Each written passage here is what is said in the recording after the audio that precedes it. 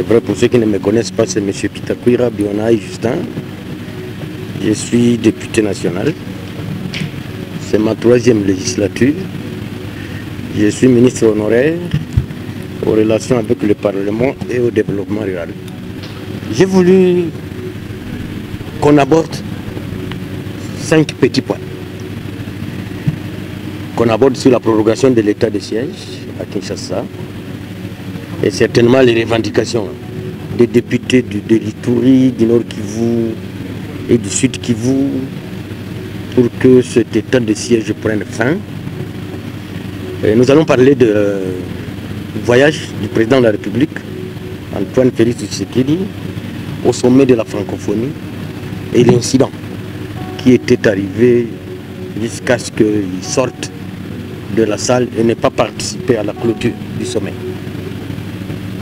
Et puis certainement vous m'avez régulièrement suivi où je disais que le gouvernement engage des négociations sans nous associer, nous les concernés de l'espace en guerre, par rapport à ce qui se passe tant à Nairobi comme en Angola. J'ai toujours insisté que nous fermions nos frontières et que nous rompions nos relations diplomatiques avec le Rwanda. Et puis ces derniers temps, on parle tant du changement ou de la révision constitutionnelle. Moi je crois que c'est autour de ces points que nous allons discuter et je suis à votre disposition. Qu'est-ce que nous reprochons à l'état de siège? Il faut d'abord savoir que ça fait 3 ans que l'état de siège a été institué.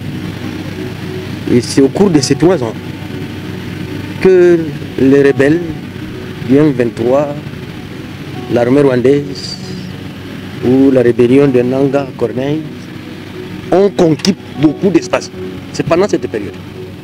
Parce que je dois vous dire que sur les 6 territoires de la province du Nord Kivu, nous ne parlons pas d'Ituri parce que la situation de l'Ituri n'est pas celle du Nord Kivu.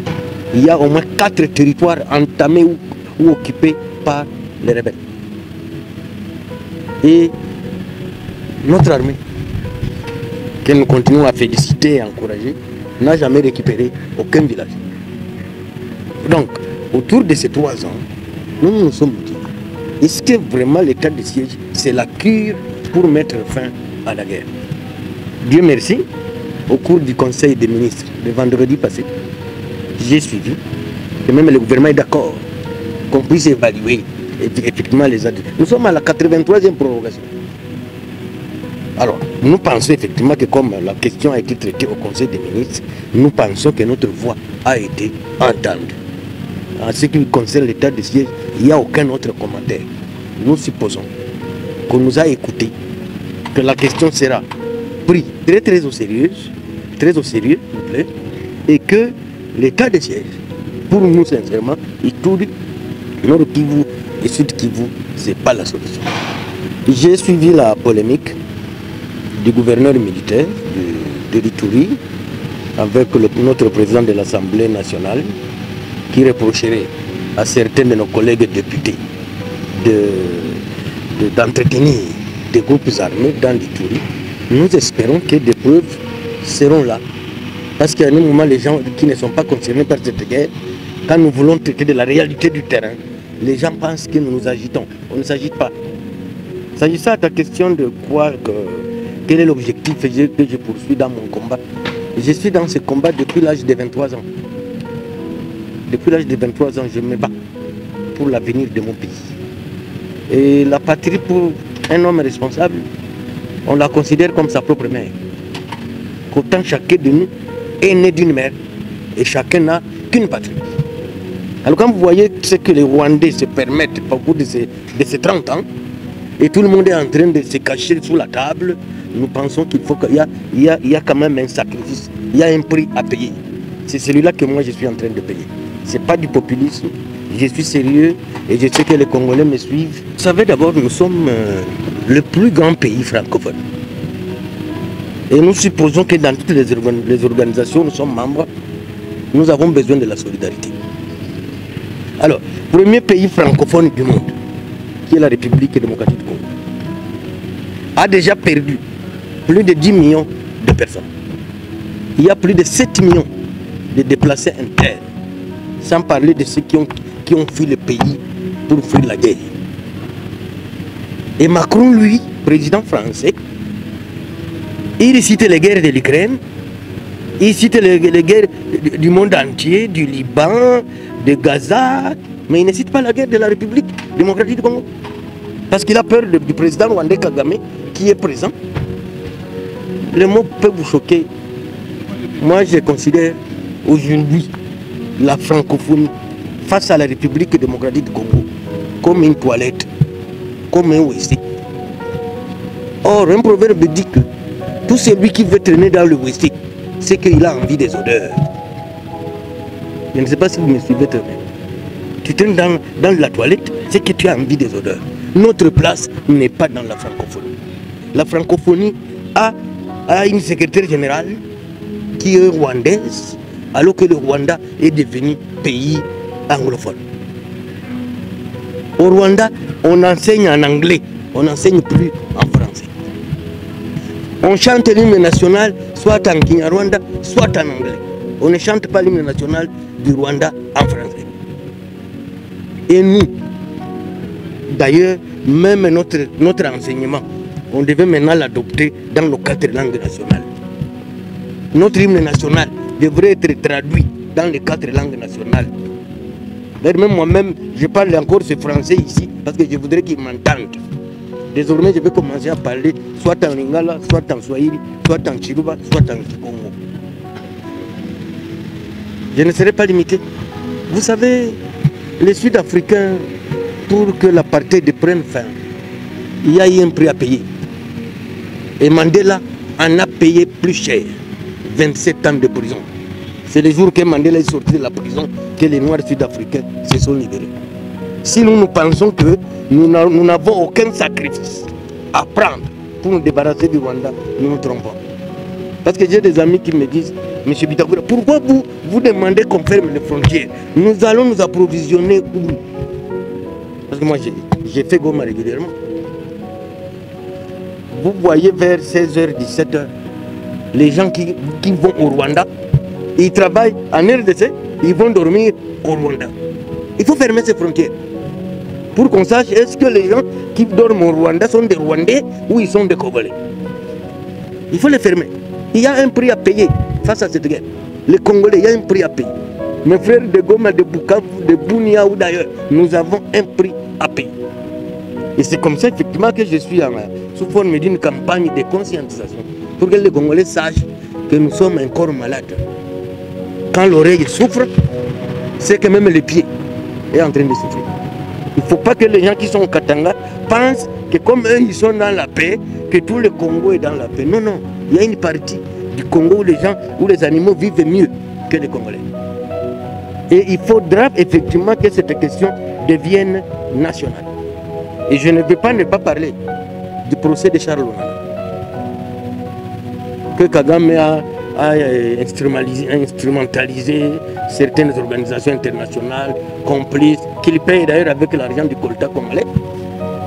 Et il porte plainte contre Charles Lonana pour avoir écrit les crimes que Kagame est en train de commettre pendant 30 ans en République démocratique du Congo. Dieu merci, ici c'est l'occasion de remercier tous les Congolais de la diaspora. Nous avons suivi comment ils sont allés lui apporter leur soutien, leur réconfort. Nous-mêmes à Kinshasa, nous étions organisés avec les amis de Charles Lonana pour les soutenir et nous allons continuer à les soutenir parce que son procès, c'est pour le mois de décembre. D'ailleurs, nous envisageons de tourner à travers toutes les provinces de ce pays pour que tout le monde prie pour Charles Lonana, parce que Charles Lonana aujourd'hui incarne le combat des Congolais. Il n'est plus franco-camerounais, il est devenu plus que Congolais. Et ici d'ailleurs, je devais demander à son Excellence, Monsieur le Président de la République, de lui délivrer un passeport diplomatique congolais. Ça sera une récompense méritée. Et je sais que nous tous, nous sommes derrière Charles Lonana pour que rien ne lui arrive. Si quelque chose lui arrive, c'est Kagame qui aura gagné. Et c'est la raison pour laquelle nous allons demander à notre gouvernement de quitter la France de quitter la francophonie et pourquoi pas couper aussi les relations diplomatiques avec la France. Les gens, effectivement, parlent de la révision ou du changement de la Constitution. Moi, personnellement, ça vient du cœur. La priorité de la République démocratique du Congo aujourd'hui, c'est libérer la partie occupée par le Rwanda et tous ses complices. Si un Congolais a une autre priorité, sans avoir libéré tout le Congo, en tout cas, il n'a pas ma main. Le reste, nous pouvons discuter entre Congolais. Moi, ma priorité est que j'apprenne, je ne sais pas si c'est par négociation ou par force, que le Congo entier a récupéré ces 2 345 000 km² 409. C'est ce que je cherche.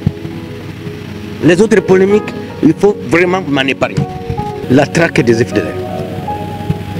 Moi, je suis de la sous-région, des Grands Lacs. Et je dois vous dire que je parle presque toutes les langues de la sous-région. Les Kiganda, les Kinyarwanda, les Kirundi et les autres dialectes du Congo. Notre gouvernement, par rapport aux négociations de Rwanda, s'agissant de la traque des FDLR, est tombé dans le piège de Kagame. Et c'est comme ça que souvent nous demandons même au gouvernement d'éviter d'aller s'engager dans ces négociations avec les Rwandais, sans nous associer, nous qui connaissons les secrets. Je vous renvoie à une émission de très longues années du Radio Okapi. Je sais que cette émission existe. En Kinyarwanda, Gutahuka. Gutahuka en Kinyarwanda veut dire retour au bercail. Nous avons des témoins, comment tous les FDLR rentrés au Rwanda, recyclés. Et moi je suis sûr que la majorité de ces FDLR font partie des troupes rwandaises qui sont dans l'armée rwandaise. Je voudrais faire une émission en Kinyarwanda, Gutahuka. Gutahuka en Kinyarwanda veut dire retour au bercail. 2.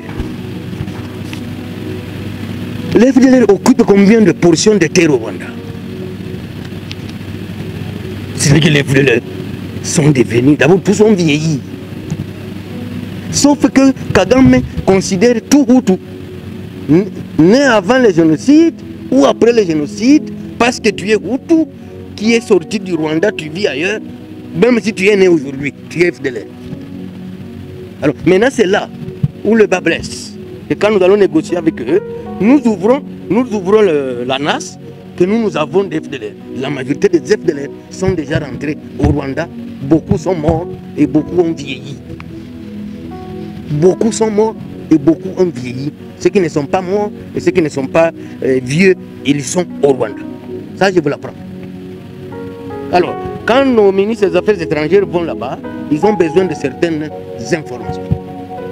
Parce que quand Kagame vous exige que vous traquez d'abord les FDLR, c'est qu'il vous dit que la guerre reste éternelle. Ils sont où? J'ai même vu une Rwandaise, porte-parole, je ne sais pas de quoi, qui a dit que nous nous sommes qualifiés à la CAN parce que nous avons recruté certains joueurs FDLR.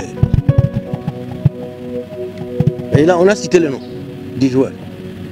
D'abord, ces joueurs, même s'ils seraient rwandais, il ne peut pas dépasser 27 ans. Or, depuis 1994 jusqu'à ce jour, ça fait 30 ans. Donc ceux-là n'étaient pas encore nés. Voilà les FDLR qu'on nous colle. Voilà les FDLR qu'on nous colle. Et j'insiste encore en disant au gouvernement congolais qu'il y a ce que les Rwandais appellent Ubwenge. Ubwenge en Kinyarwanda signifie intelligence. Mais ils prennent ça comme espièglerie. Parce que le mensonge, c'est un grand produit à vendre chez eux. Et ils ont un autre terme, je l'ai encore déjà dit, Kugwani Rubutaka. C'est-à-dire qu'ils sont nés pour se battre pour la terre, même la terre qui n'est pas la leur. Alors ceux qui vont négocier avec ces gens doivent avoir ces informations. Mais si vous y allez comme si vous allez devant des gens normaux, devant les Rwandais, ils vont vous tromper et vous tomber dans le piège. Au lieu de trouver la solution, vous vous éternisez dans la crise. Donc ce sont des petits conseils que je donne et je demande même aux membres du gouvernement qui peuvent aller même à la radio Capi pour aller entendre, on peut leur traduire le nombre d'FLR qui sont passés témoigner qu'ils étaient au Congo, ils sont rentrés au Rwanda, en Kinyarwanda, dans des missions. Boutahuka, retour au Bercail, ils sont des milliers et des milliers et des milliers. Il ne faut pas que nous soyons sous boule, comme on dit à Kinshasa. Vous savez, notre faiblesse, c'est que nous ne nous sommes pas mis à tracer nos propres routes. Et maintenant, nous préférons les routes des autres. Quitter Goma pour Beni, pour Butembo Beni. Il y a plus de 30 ans, on n'a pas fait des routes comme les routes qui sont en face de nous. De Goma, Bukavu, Vira, Fizi, Kalemi, Lubumbashi. Pourquoi on ne l'a pas fait? C'est pourquoi on ne l'a pas fait. C'est la culture de la paresse. Et c'est la culture de l'oisiveté. Et c'est comme ça que, normalement, tous les gouvernements qui doivent se succéder, ils doivent installer la culture du travail. Il n'y a pas un pays qui vise à travailler. Il n'y en a pas. Moi, je donne un simple modèle souvent. La Corée du Sud. J'ai eu la chance d'y aller, je crois, 2 fois. Il n'y a pas de circulation routière pendant la journée. Tout le monde est au travail. Mais nous, c'est dans les embouteillages que nous vivons. On est dans les embouteillages. On fait quoi? On va où? On va où? Kinshasa, lui, n'en parlons pas. D'ailleurs, ici, vous êtes 10 fois mieux. Je n'ai pas encore entendu ni les baffles, ni les micros. Nous sommes entourés par plus de 40 églises. Et ça commence de 6 h jusqu'à la nuit. Les gens vont travailler. Et on a installé dans la tête des gens que la prière enrichit. La prière va enrichir quoi? Oh, je suis en train d'aller prier pour que j'ai la voiture. D'où viendra le contact? Tu vois le contact? Donc la culture du travail. Et puis je vous dis, des fois, personne ne nous respecte. Est-ce que vous savez que ça fait plus de 3 ans le Burundi a fermé ses frontières avec le Rwanda? Est-ce que le Rwanda est en guerre avec le Burundi? Pourquoi nous allons crier à travers le monde, sanctionner le Rwanda, sanctionner le Rwanda? Nous-mêmes ne l'avons jamais sanctionné. En fermant nos frontières et en rompant nos relations diplomatiques. Qui va sanctionner le Rwanda à notre place? Nous-mêmes n'avons jamais osé. Madame, sur cette question, il y a à boire et à manger. Et je te répète que tous les peuples qui se sont libérés à travers le monde, ils ont payé un prix. Et nous ne voulons rien payer comme prix. On va nous occuper à l'éternité. Nous devons payer le prix pour que nous nous en sortions. On doit payer le prix. Je crois que j'avais 23 ans en 83. Ce qui nous est arrivé parti du Rwanda depuis les années 90. Par rapport aux routes, oui, nous observons. Hein. Nous sommes en train d'observer. Moi, je n'ai jamais été ni Premier ministre. Je n'ai jamais été ministre des infrastructures. Nous sommes en train d'observer quel est le plan qu'on nous propose. Quel est le plan? Parce que quand le président Tshisekedi est entré au pouvoir, tout le monde a dit oh, Tobiki. Tobiki et Tobiki. Alors il doit faire mieux. Il doit faire mieux. Oui, il a son 2e mandat. Son dernier d'ailleurs. Ce n'est même pas le 2e mandat. En vrai français, on parle du 2nd mandat. On parle du 2nd mandat. Quand on parle de 2nd en français, c'est qu'il n'y a pas un 3e. Le temps, c'est de l'argent. Hein? Time is money. Hein? Le temps, c'est de l'argent. Il est en train d'aller à sa 6e année du pouvoir. Il aura un bilan à présenter. Il aura un bilan à présenter. Mais si aujourd'hui vous vous rendez à Kinshasa, voir l'état des routes de Kinshasa, vous allez pleurer. Et pourtant, on nous avait dit qu'il y a des millions et des millions qui sont sortis, ce qu'on appelait opération zéro trou à Kinshasa. Mais finalement, ce ne sont plus des trous, ce sont des tombes. Avoir peur de la mort dans mon combat, ce sont les Rwandais même qui le disent eux-mêmes. En Kinyarwanda, ils disent que celui qui a peur de la mort, il doit rester dans le ventre de sa mère. Il ne faut pas sortir du ventre de ta mère si tu as peur de la mort. Je n'ai pas peur de la mort parce que je connais que tous les peuples qui ont été envahis, tous les peuples qu'on a réduits en esclavage, il y a toujours des têtes qui sortent. Dieu envoie toujours des gens pour venir éclairer les autres. Ne soyez pas surpris de me voir demain à Butembo, à Beni, à Bunia. Ne soyez pas surpris. Comme je suis ici à Lubumbashi aujourd'hui, peut-être demain je serai à Kolwezi. Et après je vais continuer mon combat d'aller parler au peuple congolais que pour se libérer, il faut de l'effort à fournir. Il faut un sacrifice. Il y a un prix à payer, chers Congolais. Il y a un prix à payer. Et ne vous noyez pas seulement dans les églises, ne vous noyez pas seulement dans l'alcool. Sachez que le pays est occupé, le pays est envahi. Et le Congo, la RDC n'est pas comme une femme stérile qui n'a pas mis au monde. Nous avons plus de 120 millions d'habitants. Et je continue à insister que l'Algérie n'a que 42 millions d'habitants. Mais l'Algérie a une armée de 5 300 000 hommes. Nous n'avons même pas 150 000. Je ne suis pas sûr. Il y a un prix à payer, mes chers Congolais, Congolaises et Congolais. Il y a un prix à payer pour que nous en sortions. Oui, c'est mon jeune frère. Je suis en train de suivre ce qu'il fait. Et je l'encourage infiniment. Mais je t'informe que moi, il y a une église qui est à la fenêtre d'un de mes fils. Et j'ai été obligé de les délocaliser à ses heures des études. Parce qu'on tape les baffles à la fenêtre de son lit. Et maintenant, ce que le ministre est en train de faire, j'ai suivi une société civile de Kisenso, que certains qui ont été libérés de Makala, pour la plupart, sont des Koulouna et qu'ils ont repris leur boulot d'antan. Alors il faudra qu'on essaie de nettoyer pour savoir qui est utile à la nation pour le libérer et qui n'est pas utile à la nation pour qu'il reste là où il est, parce qu'il ne causera pas de dégâts à l'intérieur de la prison, mais il les fera à l'extérieur. Mais sinon, moi j'encourage.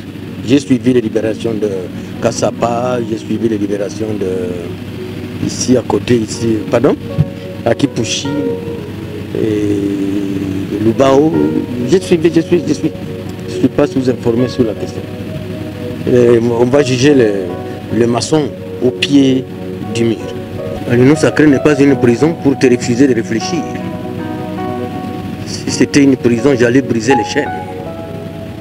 Et puis, on ne peut pas avoir la même lecture tous à la fois. Parce que vous pouvez être à 50 personnes, il n'y a que 2 qui voient. Les 48 ne voient rien. C'est un écrivain allemand, j'oublie son nom. Celui qui a dit que tout le monde ne voit pas la même chose et tout le monde ne voit pas au même moment. Moi, ma lecture est celle-là. Maintenant, si c'est une fausse lecture, à l'Union sacrée de me reprocher.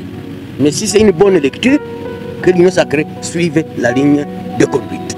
Si toute vérité n'est pas bonne à dire, Mandela l'a dit à haute voix. Les Boulas l'ont arrêté pendant 27 ans. Il est sorti président de la République. Et c'est un héros national en Afrique du Sud. Mon combat, c'est la liberté de penser, madame. Non, je n'y ai pas encore pensé. Mais ça peut être aussi mon droit. Mais je n'y ai pas encore pensé. Merci beaucoup, madame.